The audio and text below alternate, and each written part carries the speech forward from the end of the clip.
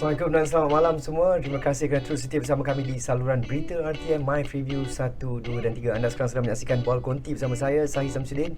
Kami bersiaran setiap Sabtu 10.30 malam. Jadi bagi mereka yang tidak punya akses kepada saluran berita My Preview, anda boleh muat turun aplikasi RTM Mobile dan menonton kami di mana saja anda berada. Baik, seperti yang anda sedia maklum, baru-baru ini Yang Amat Berhormat Perdana Menteri kita telah mengumumkan pembubaran Parlimen ke-14 pada tanggal Isnin 10 Oktober. Jadi salah satu cara untuk kita mengundi adalah dengan cara pos. Undi cara pos ni adakah senang atau susah? Saya bawakan kepada anda dua tetamu yang istimewa. Yang pertama, Encik Difan Sina Jasmi yang mewakili Badan NGO Undi 18. Assalamualaikum Encik Difan. Terima kasih. Terima kasih saya atas jemputan. Sama-sama. Dan seorang lagi, Brother Nun jauh di sana di Edinburgh, UK, Puan Suhana. Apa khabar Puan Suhana? Alhamdulillah sihat. Terima kasih atas jemputan. Baik, itu yang kami nak panggil Puan Suhana tu sebab kami ingin tahu undi pos ni. Dan saya difahamkan Puan Suhana telah pun mengundi sebelum ni di perantauan. Betul? Betul. Di mana tu Puan Suhana? PRU yang lepas saya berada di China, Fuzhou. Okey, baik. Proses mengundi secara pos ni adakah mudah atau sulit ataupun ada kriteria yang perlu ditepati untuk melaksanakan undi secara pos ni Puan Suhana? Berdasarkan pengalaman saya lah pada PRU 14 yang dahulu, untuk mengundi secara pos ketika itu sedikit bukarlah berbanding sekarang ni, di mana dahulu kami perlu muat turun borang pendaftaran, kemudian kami perlu email semula pada SPR dan menunggu kelulusan. Berbanding sekarang ni sedikit mudah sebab kita dah ada website My SPR kan, kita pergi register sahaja dalam website tu, kemudian kita isi saja borang online dan kita tunggulah kelulusan. Jadi sukarnya di situlah di mana kami perlu buat secara manual lah, email kepada SPR. Jadi ketika tu kalau semua orang sedia maklum lah, PRU 14 yang dahulu untuk pengundi pos ia sedikit boleh dikatakan seperti amazing race lah untuk kita semua kan, sebab kita berlaku kesukaran kepada kita apabila kami pengundi pos ni mendapat kertas undi ketika itu. Ada yang dapat sangat lewat. Pada pengalaman saya sendiri, kertas undi saya dapat pada jam 5 petang sehari sebelum pilihan raya umum dilaksanakan. Bermakna dalam 12 jam sebelum kertas undi saya tak boleh diterima lah ataupun jangan terpulang balik ke Malaysia. Baik. Ketika tu. Baik, jadi daripada segi support ataupun daripada segi bantuan oleh kedutaan, adakah kedutaan membantu Puan Suhana dari segi proses untuk pergi ke pusat mengundi untuk undi secara pos ni? Undi pos ketika itu, kertas undi dihantar terus kepada alamat tempat tinggal kami di luar negara. Tak perlu pergi ke kedutaan pun. Kalau di China, kedutaan Malaysia berada di Beijing. Jauhnya adalah 19 perjalanan pemandangan kereta ataupun 3 jam penerbangan lah nak pergi ke Beijing tu. Jadi ketika itu merupakan kurang pengalaman pertama lah sebagai pengundi pos, dan juga kurang pengetahuan tentang bagaimana prosesnya sepatutnya dilaksanakan juga. Jadi saya tak pastilah itu bagaimana kedutaan Malaysia boleh bantu saya ketika itu. Melainkan saya join Facebook group ketika itulah, di mana semua pengundi pos luar negara berkumpul dan kami bertanyalah bagaimana prosesnya sepatutnya. Baik. Okey Puan Suhana, sekarang ni kita nak balik kepada Encik Difan Sina pula. Seperti yang kita sedia maklum, undi 18 ni pastinya ramai di antara rakyat Malaysia kita yang akan mengundi tak lama lagi kan. Dan salah satu cara mengundi adalah undi pos. Ada juga kriteria yang perlu dipenuhi untuk ni. Saya pasti ramai pelajar-pelajar kita yang berada di luar negara pun tak sabar untuk menjalankan kewajipan mereka untuk mengundi. Sebab rata-rata bagi mereka ni pastinya sudah berusia antara 19, 20 dan juga 18 tahun pada tahun ni. Jadi antara kriteria-kriteria yang perlu adakah mudah ataupun sukar untuk pengundi ni melaksanakan kewajipan mereka sebagai pengundi? Baik, betul saya. So kalau sekarang kita cakap pelajar universiti, dia automatik sekarang pengundi sebab kita tahu masuk universiti pun umur 18 tahun ke atas. So automatik pelajar kita yang kat luar negara pun kita tak boleh menidakkan hak mereka untuk mengundi. Jadi saya ambil balik point Sohana tadi, di mana dulu untuk proses daftar sebagai pengundi pos ni agak sukar. Dia kena secara fizikal hantar email, tulis surat kepada SPR, agak sulit. Kredit juga perlu diberikan pada SPR apabila dia telah tambah baiklah proses ini, di mana just untuk pergi ke portal. Tapi ada kekeliruan yang timbul di mana apabila orang fikir sudah boleh undi secara automatik, tak perlu daftar dan sebagainya, mereka ingat undi pos pun automatik. Diorang kat luar negara, diorang akan dapat kata undi. Tidak sebenarnya. Jadi apa yang perlu dilakukan oleh mereka rakyat Malaysia yang bermustautin di luar negara, kalau kita tengok undi pos pun ada kategori-kategori dia. So kita fokus kat kategori 1B dan juga pengundi tidak hadir, di mana pengundi tidak hadir tu ada pelajar-pelajar universiti juga boleh masuk dalam kategori itulah. So apa yang boleh mereka lakukan, yang pertama sekali mereka perlu membuka akaun di portal MySPR Semak. So perlu wujudkan satu akaun. Apabila akaun tu telah disahkan oleh pihak SPR, barulah mereka boleh register sebagai pengundi pos lah. So dia ada dua proses yang dia perlu tunggu. Setelah akaun diluluskan, mereka perlu register semula untuk undi pos, masuk ke alamat dan sebagainya. Saya rasa dan saya percaya Sohana sekarang mengalami proses yang sama, lakukan benda yang sama. So apabila dah isi alamat, diperlukan tempoh, biasa kita dapat feedback dalam 1 ke 3 hari untuk mereka, SPR bagi feedback kepada mereka yang mereka telah berjaya didaftarkan sebagai pengundi pos.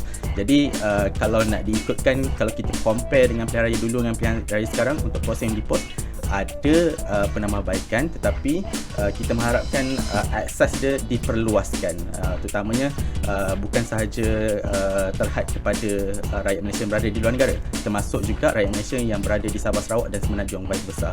Sebab mereka nak pulang mengundi pun makan proses dan juga makan kos yang agak tinggi untuk pergi pulang mengundi. Jadi mungkin pilihan raya kali ini tak sempat, tapi saya percaya untuk pilihan raya umum yang akan datang, benda ni boleh diperhalusi dan perluaskan lagi akses untuk kita meraihkan demokrasi apabila lebih banyak participation kita dapat kumpul. Baik, terima kasih Encik Difan. Baik, Puan Sohana, mungkin Puan Sohana boleh kongsikan proses-proses yang Puan Sohana sedang lakukan untuk menjadi mengundi secara pos ni. Kalau secara umur 18 tahun ke atas, mungkin mereka dah daftar secara automatik. Kalau bukan, jadi kena daftar dahulu. Kemudian kita akan dapat email daripada SPR berkenaan kelulusan untuk daftar. Kemudian kita masuk dan kita perlu mengundi pos sebagai pengundi tidak hadir bagi mereka yang bermastautin di luar negara.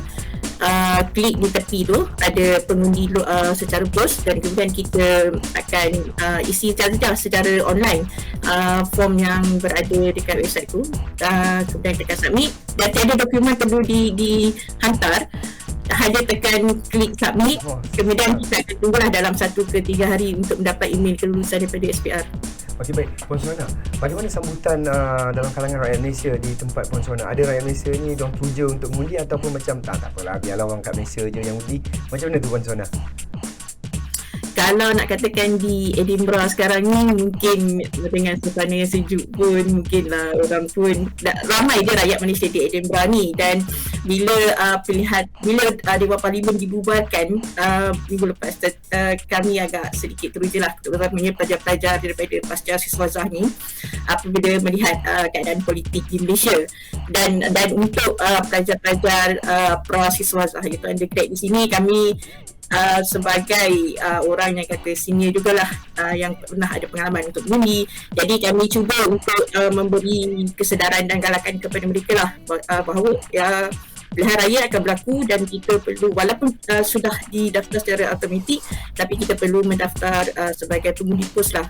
Dan nak katakan teruja atau tidak, bagi kami ia adalah satu ketidakkan lah. Bila Dewan Parlimen dibubarkan, saya panggil lah saya punya housemate untuk berdaftar bersama-sama ketika itu. Bagus. Terima kasih kerana menjalankan kewajipan anda sebagai rakyat Malaysia. Terima kasih. Ya, Alhamdulillah. Baik, Encik Difan, seperti yang kita sedia maklum, Encik Difan, NGO Encik Difan mempromosikan demokrasi.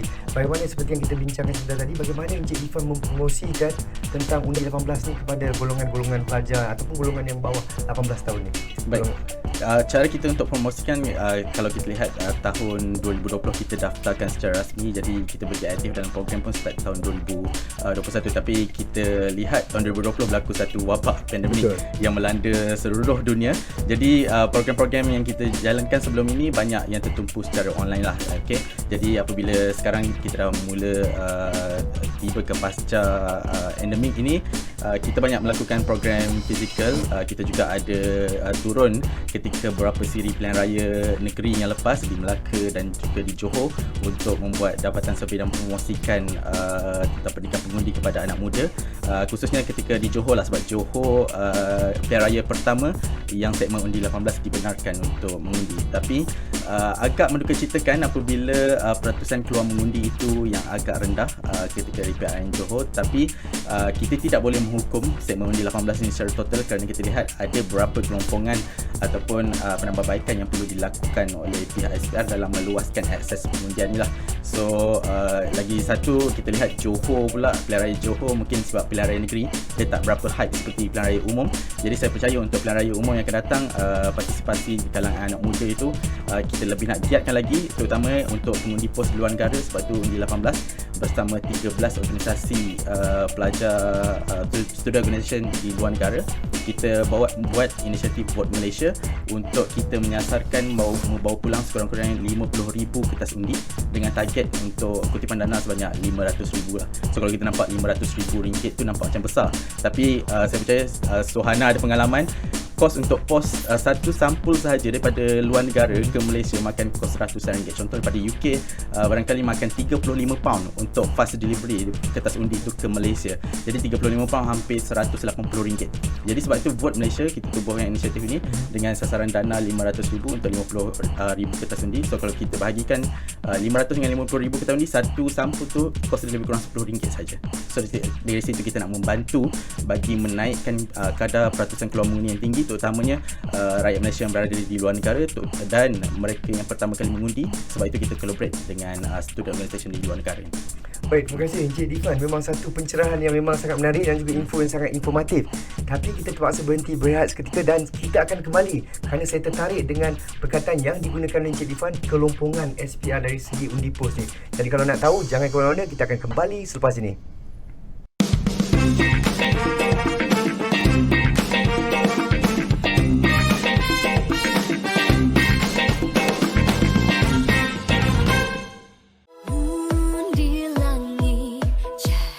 Amalan hidup saling bermuafakat dan tidak berpecah belah yang kita amalkan sebagai keluarga Malaysia, umpama peribahasa serumpun bak serai, sesusun bak sirik. Apa yang dilakukan oleh kerajaan adalah mengharmoni dan mengangkat nilai ini sebagai panduan mengukuhkan lagi kekuatan Malaysia dengan keunikan pelbagai agama, bangsa dan kaum. Nilai setiap keluarga Malaysia merupakan komponen penting demi menentukan jatuh bangun bumi bertuah ini.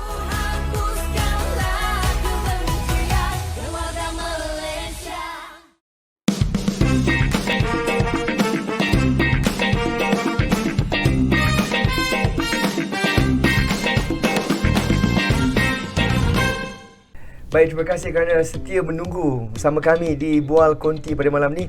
Dan malam ni kita membincangkan tentang topik undi pos. Susah atau senang cara pelaksanaan undi pos ni. Dan bersama saya dua orang tetamu, Encik Difan Sina dan juga Puan Sohana yang berada di Edinburgh, UK. Puan Sohana, baik, bercakap mengenai undi pos ni, adakah ini masih relevan pada masa kini ataupun kita boleh beralih kepada teknologi undi secara digital? Mungkin Puan Sohana boleh kongsikan sedikit tentang konsep ni.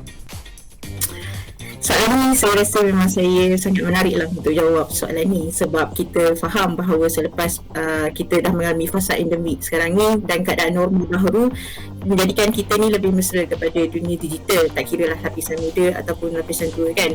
Jadi bila nak dikatakan tentang relevan ataupun tidak, soalan tentang sistem e-voting ni pun sudah pun ditanya di dalam parlimen tentang bagaimana kesediaan SPR untuk melaksanakan sistem e-voting ni. Kalau kita tengok kebaikan e-voting ni, yang pertama dia dapat memberikan penjimatan masa lah sehingga 30% ketika proses pengundian untuk kertas undi dikira, dan keputusan boleh diberikan serta-merta. Dan kalau tengok juga mengambil contoh pada pilihan raya 2015 dekat Estonia contohnya kan, 30.5% undi diterima melalui internet ataupun iUndi, di mana mereka menggunakan identiti digital dan disahkan melalui tandatangan digital. Walaupun sistem e-voting ni kita tahu ia akan sentiasa mendapat kritikan, contohnya sebagaimana yang berlaku pada pilihan raya di Amerika Syarikat contohnya pada tahun 2004. Tapi dalam keadaan teknologi semakin maju, saya nak tekankan satu perkara lah, mungkin term ni adalah satu term yang baru, tapi taklah terlalu baru untuk teknologi yang dah semakin maju, iaitu mengambil pendapat daripada Dr. Suzana Said ada mengatakan tentang teknologi blockchain yang digunakan untuk sistem security cyber bagi pengundian e-voting.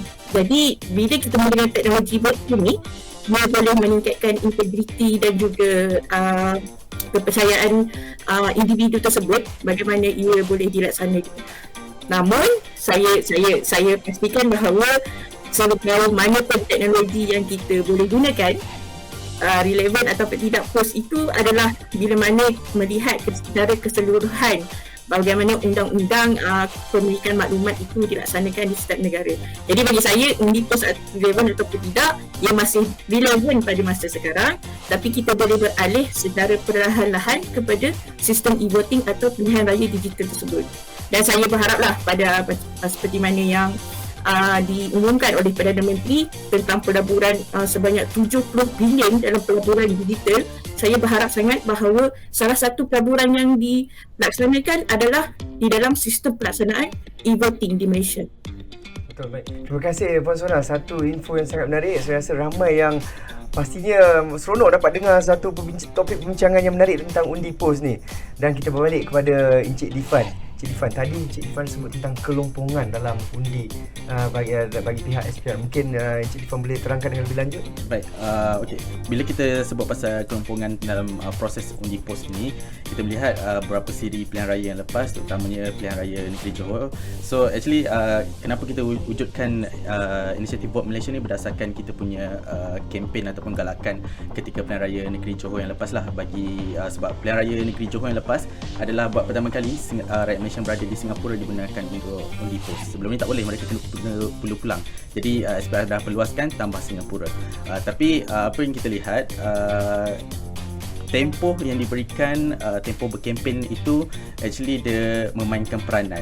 Contoh, apabila berlaku hari penamaan calon, so SPR sekarang dia tak boleh post kertas undi sebab belum ada penamaan calon. Apabila SPR telah umumkan penamaan calon, barulah kertas undi post tu boleh dicetak. Setelah dicetak, dan dia ada proses untuk hantar mailing ke setiap negara lah. So untuk daripada Malaysia sampai ke luar negara, contoh macam Indonesia ataupun jauh seperti di US, Australia ataupun UK dan sebagainya, dia memakan masa lebih kurang 7 hari dan ke atas. Kita buat survey ketika itu bersama dengan pelajar Malaysia di UK. Mereka dah buat survey antara Career Post, DHL dan sebagainya. So mereka memberi jaminan 7 ke 8 hari lah untuk kertas undi itu sampai. Itu baru sampai kepada mereka. Belum lagi mereka untuk return balik. So untuk mereka return balik mungkin makan masa 7 ke 8 hari lagi untuk sampai ke Malaysia. Jadi bayangkan kalau kita ambil lah minimum 7 campur 7. So dah 14 hari. Bayangkan kalau SPR umumkan tempoh berkempen hanyalah 11 hari. Jadi secara tidak langsung benda ni dah tak valid untuk kita, untuk kertas undi itu sampai pada on time pada hari penyebelahan undi. So memang tidak relevan. Jadi sebab itu dalam inisiatif Vote Malaysia kita ada mendesak pihak SPR, instead of kertas undi itu dihantar semula ke Malaysia, kertas undi itu dihantar ke Pesuruhjaya Tinggi ataupun embassy Malaysia di luar negara. So ibarat macam kita daripada Pulau Pinang nak post undi itu ke KL, dia lebih dekat berbanding nak transit ke negara-negara itu makan proses yang lebih lama lah. Dan sekiranya pihak SPR gagal untuk buat demikian, sebab itu Vote Malaysia dia telah standby untuk adakan hotspot di mana volunteer kita akan menanti di situ dan kumpulkan semua kertas undi yang telah diterima oleh rakyat Malaysia untuk bawa kertas itu secara fizikal melalui penerbangan terus pulang ke Malaysia supaya kertas itu dapat sampai on time. Kalau kita balik kepada pengalaman kita masa PRN Johor, ketika itu kategori 1B PRU yang lepas yang daftar sebagai undi pos sekitar 7,000 lebih sahaja. Tapi semasa PRN Johor kita berjaya kumpulkan 4,000 kertas undi pos. So ini bermaksud lebih 50%. So ini cara kata pertambahan segmen undi 18 sebagainya, pendaftaran baru undi pos. Jadi perkara ini masih lagi, kalau kita nak kata nak menidakkan undi rakyat Malaysia di luar negara, ianya tidak adil apabila kita tengok kelompongan yang SPR lakukan dalam memainkan peranan dalam tempoh berkempen yang terlampau singkat, dia menidakkan suara ataupun undi rakyat Malaysia di luar negara itu untuk sampai on time. Sebab itu Vote Malaysia, kita standby sekiranya berlaku kebarangkalian tempoh berkempen yang singkat untuk kita bawa kertas undi itu secara fizikal terus. Okey, baik Encik Difan, saya difahamkan juga NGO Encik Difan yang juga yang memperkenalkan yang bawa balik undi pos. Bagaimana inisiatif ni tercetus? Baik, so inisiatif kalau kita lihat macam Puan Suhana maklumkan tadi, ketika PRU yang lepas berlangsung perkara ni, tapi inisiatif tu dia tak synchronize. Maksudnya ia adalah volunteer last minute, macam orang yang nak balik ke Malaysia. So benda ni berlaku secara tak tersusun. Ketika Johor, Pilihan Raya Negeri Johor, kita buat benda ini dengan pelajar di UK dan juga rakyat Singapura lah, rakyat Malaysia berada di Singapura sebab first time boleh undi pos. So kita nampak benda ni dapat sambutan. Jadi untuk Pilihan Raya umum yang akan datang ni, kita nak buat secara besar-besaran dan lebih synchronize lagi. Sebab tu kita collaborate dengan student organisation di luar negara. So sekarang ini kita ada lebih kurang 10 negara yang kita dah confirm, seperti Indonesia, kita ada Singapura, kita ada Maghribi, ada US. So negara-negara ini yang kita dah confirm, tapi pada last minute nanti sekiranya berlaku volunteer last minute pada rakyat Malaysia yang ingin pulang ke negara, so kita masih terima lagi untuk mana-mana daripada negara lain untuk turut volunteer daripada negara lain yang turut untuk collaborate dalam inisiatif ni lah. Baik, Puan Suhana, setelah yang kita dengar topik perbincangan kita ni, apa antara perkara-perkara yang boleh ditambah baik untuk dilaksanakan dalam undian secara pos ni, Puan Suhana? Kalau kita lihat teliti, ada 3 kelemahan lah yang kita lihat melalui sistem undi pos ni daripada dahulu PRU yang dah berlaku sehingga mutakhir.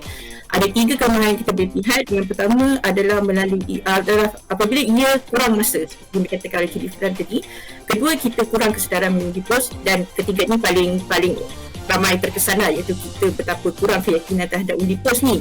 Jadi pada saya untuk idea ataupun menambah saran untuk meningkatkan penyertaan ataupun menambah baik tentang sistem undi pos ni, ada empat pendapat lah pada saya untuk ditambah baik. Yang pertama, seperti mana kata oleh Encik Difan, bahawa tempoh permohonan untuk kita menjadi pengundi pos luar negara ni perlulah diperpanjangkan. Yakni sebaik sahaja Dewan Parlimen dibubarkan sampailah kepada hari penutupan penamaan calon. Yang kedua, kita perlu letaklah tempoh kempen minimum tu sebanyak 21 hari untuk kita bagi masa yang mencukupi untuk kertas undi ni dikembalikan semula pada hari pengundian.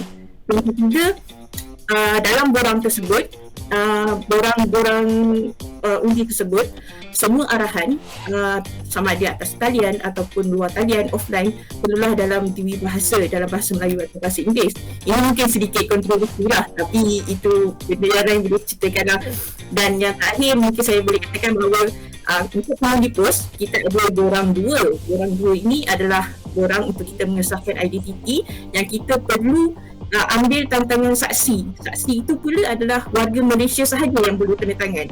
Jadi bagi saya, untuk saksi yang menandatangani borang 2 ni, perlulah tak semestinya rakyat Malaysia lah, memandangkan ada situasi di mana pengundi tersebut mungkin satu-satunya rakyat Malaysia yang berada di bandar atau kawasan tersebut. Mengambil contoh saya yang berada di Fujian dahulu, hanya saya seorang rakyat Malaysia je lah dekat situ. Jadi saya tak ada rakyat Malaysia lah, saya tak ada nak ambil tantangan sebagai saksi. Baik, saya tertarik dengan jawapan Puan Suhana sebentar tadi bercakap mengenai tentang pengesahan secara digital ni. Jadi mungkin Encik Difan ada penambahbaikan yang boleh dilakukan untuk dapat mengesahkan.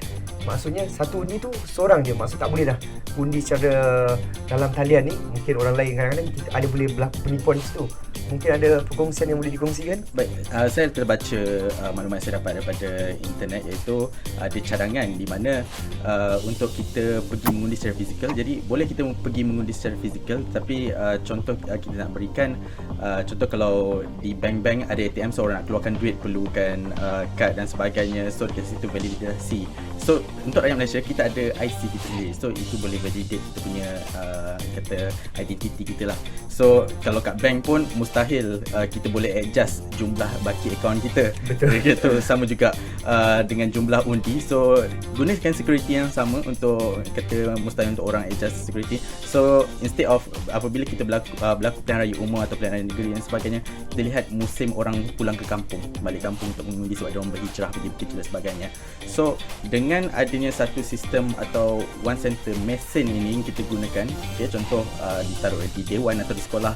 So orang yang bekerja di KL tetapi kampungnya tempat mengundi di Kedah, dia tak perlulah balik ke Kedah, just pergi dekat center dia dekat KL itu, just pergi mengundi, key in dalam sistem yang sama. So kata menggunakan validasi IC dan sebagainya, so dari situ dapat meningkatkan integriti ataupun bukan saja menjimatkan pembelanjaan pilihan raya untuk masa yang akan datang, di mana mesin tu boleh guna berkali-kali, tak perlu nak print kertas ke proses jimat masa, tapi juga dapat jimatkan duit poket rakyat daripada nak pergi travel dan sebagainya.